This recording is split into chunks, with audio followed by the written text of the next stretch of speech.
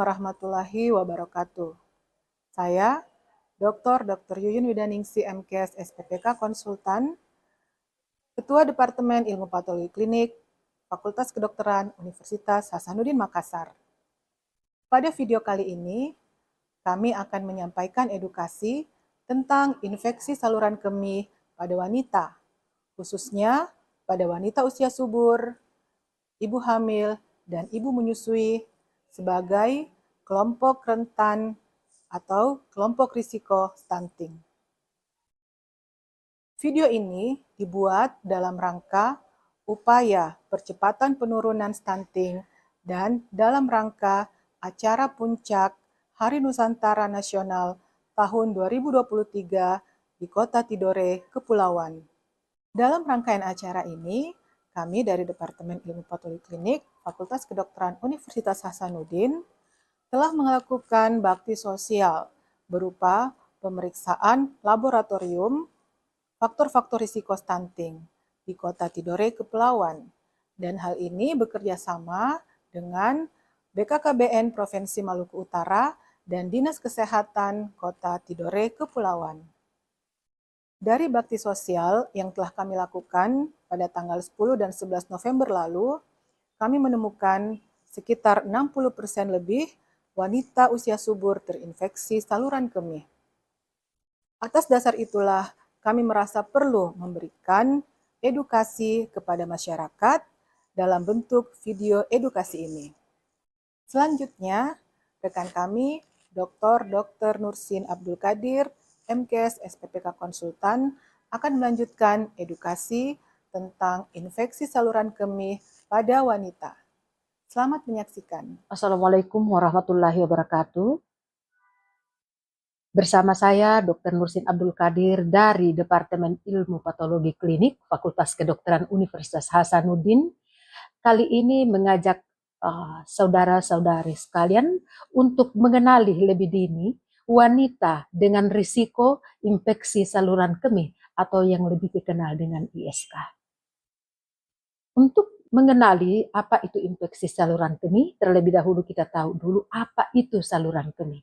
Saluran kemih tidak lain adalah terdiri dari ginjal, di mana ada saluran antara ginjal dan kandung kemih. Selanjutnya setelah kandung kemih ada saluran keluar yang disebut dengan uretra. Nah, apabila ada kuman yang mengenai saluran dari sebelum uretra hingga sebelum jalan masuk saluran kemih paling bawah, lalu ke kandung kemih, lalu ke ureter, yaitu saluran yang menghubungkan antara kandung kemih dengan organ ginjal, dan ginjal itu sendiri itulah disebut dengan infeksi saluran kemih. Oleh karena itu, infeksi saluran kemih itu dibagi menjadi dua, yaitu infeksi saluran kemih bagian atas dan infeksi saluran kemih bagian bawah.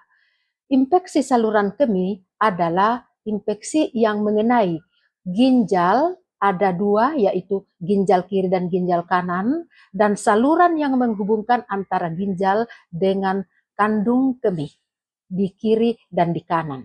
Dan selanjutnya infeksi saluran kemih bagian bawah, yaitu infeksi yang mengenai kandung kemih dan saluran yang menghubungkan kandung kemih dengan dunia luar, di mana biasa tempat keluarnya air kemih atau yang lazim disebut dengan air kencing.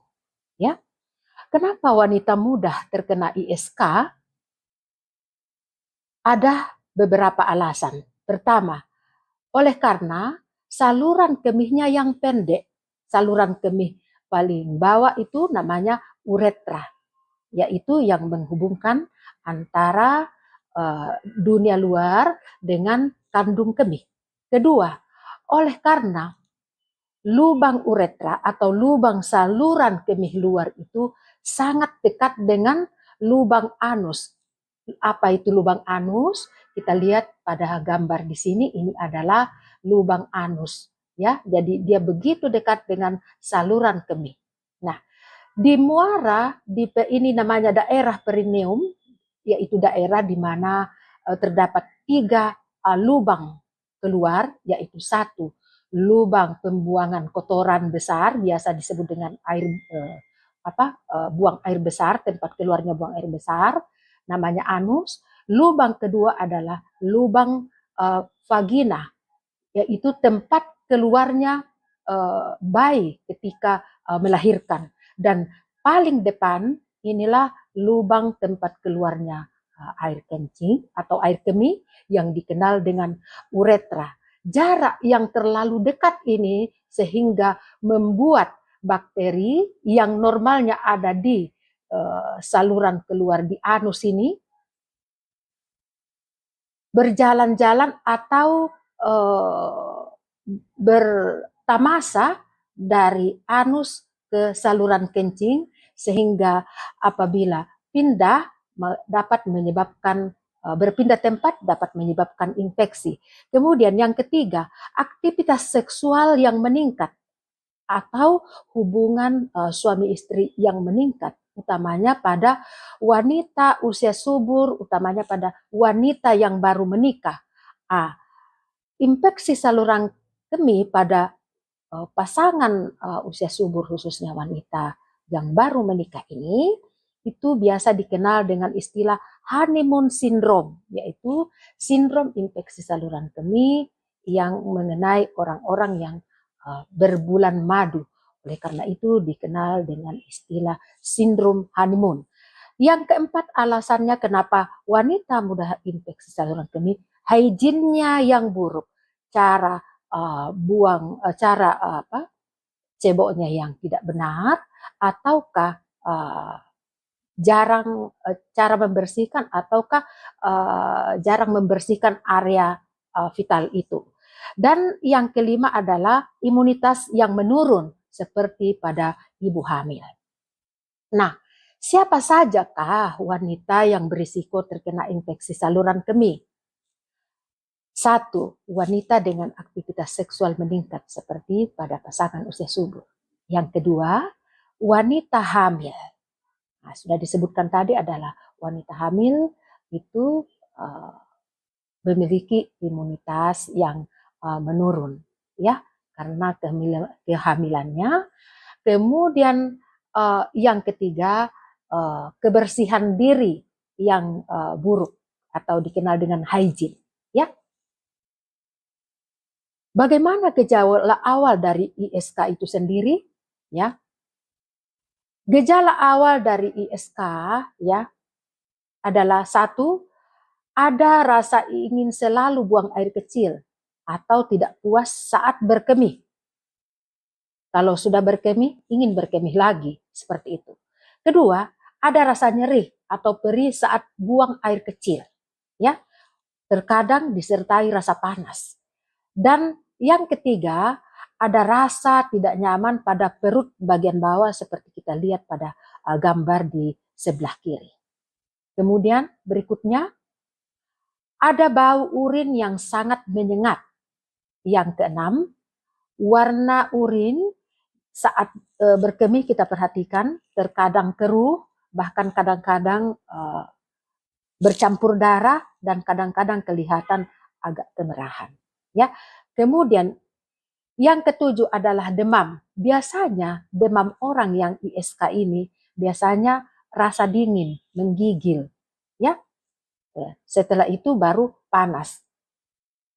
Kemudian yang kedelapan, nyeri pada bagian selangkangan, pinggang, dan bahkan sampai ke punggung. Ya. Nah, selanjutnya kita lihat seperti apa pemeriksaan untuk mengetahui adanya infeksi saluran kemih. Pemeriksaan yang sering dilakukan adalah pemeriksaan terhadap urin, oleh karena itu disebut sebagai urinalisis. Ada beberapa temuan-temuan yang bisa ditemukan pada seorang yang terinfeksi saluran kemih. Di antaranya adalah leukosit, sehingga dikatakan sebagai leukosit urin. Kenapa leukosit ada di dalam urin? Karena leukosit adalah tentara yang menjadi pertahanan pertama tubuh ketika terjadi infeksi, sehingga leukosit itu hadir di tempat-tempat di mana terjadi infeksi. Dan pada saat infeksi di saluran kemih, maka leukosit ikut terbawa keluar pada saat berkemih. Nah, yang kedua, nitrit. Nitrit ini diperoleh dari adanya metabolisme kuman. Nah, salah satunya adalah bakteri tertentu yang memproduksi nitrit. Sehingga ketika didapatkan nitrit di dalam urin, dapat dipastikan bahwa itu adalah salah satu pertanda adanya infeksi saluran kemih. Yang ketiga, adanya protein. Protein ini adalah molekul besar, hanya bisa lewat ketika ada kebocoran pada ginjal. Ya, sehingga juga digunakan untuk screening mengetahui adanya tanda-tanda gangguan ginjal. Urobilinogen biasanya lebih melekat kepada adanya gangguan hati, begitupun dengan adanya bilirubin yang orang biasa bilang kencingnya seperti teh, kemudian adanya darah, ya mungkin lebih dekat dengan mungkin ada batu di saluran kemih sehingga membuat adanya perlukaan pada saluran kemih sehingga keluar darah. Dan adanya gula di dalam air kemih, inilah yang menyebabkan orang memberi istilah sebagai kencing manis, oleh karena adanya gula di dalam air kemih sebagai pertanda diabetes mellitus. Setelah kita mengetahui gejala-gejalanya, sekarang kita harus tahu kira-kira apa penyebab infeksi saluran kemih. Secara umum, penyebab infeksi saluran kemih adalah kuman. Kuman itu dapat berupa bakteri, ya, jamur, atau virus. Dan penyebab infeksi yang terbanyak adalah bakteri. Dan bakteri apa yang terbanyak? Yaitu bakteri yang ada di saluran pembuangan air besar. Jika pindah ke depan dan masuk ke saluran kencing, akan menyebabkan bakteri urea positif atau bakteri ada di saluran kencing. Nah, kita lihat bagaimana proses infeksi saluran kemih berlangsung.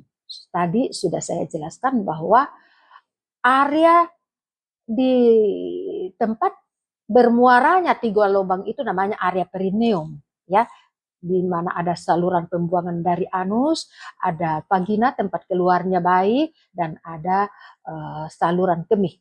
Ya, disitulah bakteri bisa berpindah-pindah tempat. Jika berpindah dari anus ke depan mengenai saluran kencing, maka dia akan menyebabkan infeksi saluran kencing.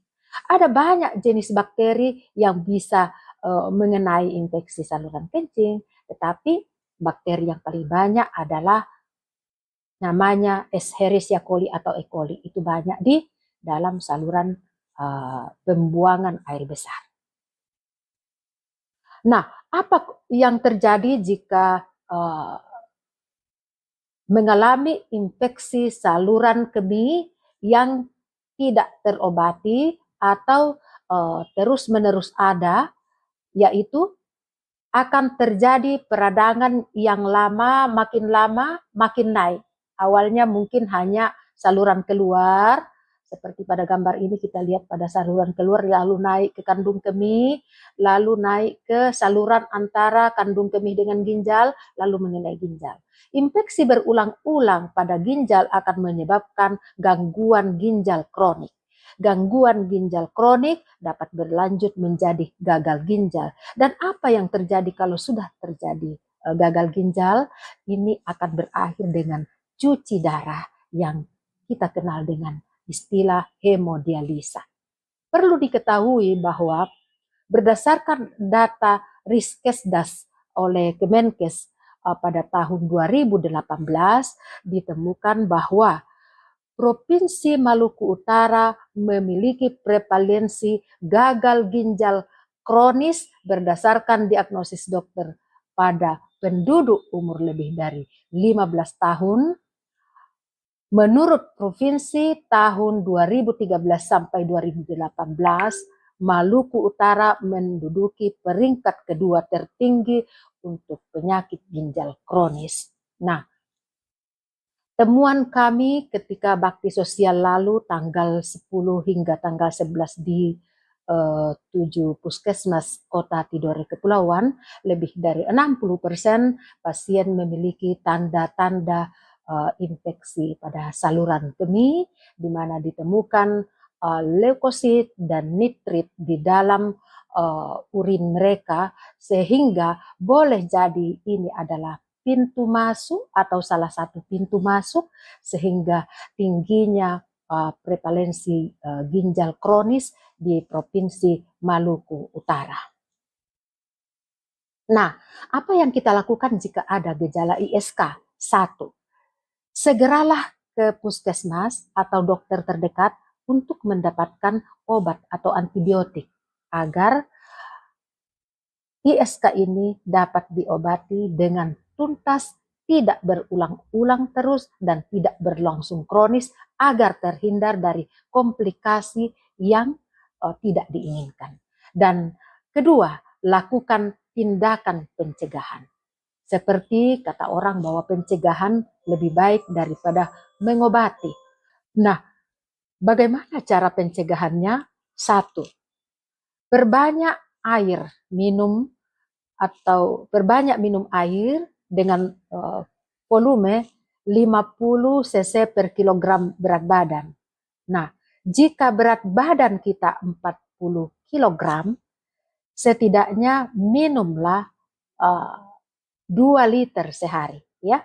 40 kali 50 kan 2000 atau setara dengan 2 liter air dalam sehari. Kemudian, jika cebok, lakukan dengan cara dari depan ke belakang. Kenapa? Karena bagian depan adalah saluran keluar untuk berkemih dan paling belakang adalah tempat keluarnya air besar. Ada anus, tempat keluarnya kotoran, di mana di situ banyak sekali bakteri. Jadi dibersihkan dari daerah yang bersih ke daerah yang paling kotor. Kemudian bersihkanlah alat vital Anda sebelum dan setelah berhubungan. Dalam hal ini berhubungan seksual atau berhubungan suami istri. Ketiga, buang air kecil setelah berhubungan seksual. Hal ini ditujukan untuk mendorong bakteri keluar dari saluran kencing yang tadi mungkin terdorong saat ada aktivitas seksual. Ya. Berikutnya, tidak menahan kencing. Jadi kalau rasa ingin buang kencing, segera, jangan ditahan. Ya. Kemudian keenam, gunakan celana dalam yang tidak terlalu ketat dan harus dijaga selalu kering atau tidak lembab. Sebab kenapa? Lembab disukai oleh bakteri maupun jamur untuk bertumbuh subur atau berkembang biak. Dan yang terakhir, jaga hygiene kedua belah pihak, baik suami atau istri. Rajin mandi, rajin membersihkan area vital. Ya, kalau sebelum dan sesudah makan kita cuci tangan, sebelum dan sesudah berhubungan, bersihkan area vital Anda. Sekian, terima kasih. Syukur Dofu. Demikian video edukasi ini, semoga bermanfaat bagi kita semua. Terima kasih. Syukur Dofu. Wassalamualaikum warahmatullahi wabarakatuh.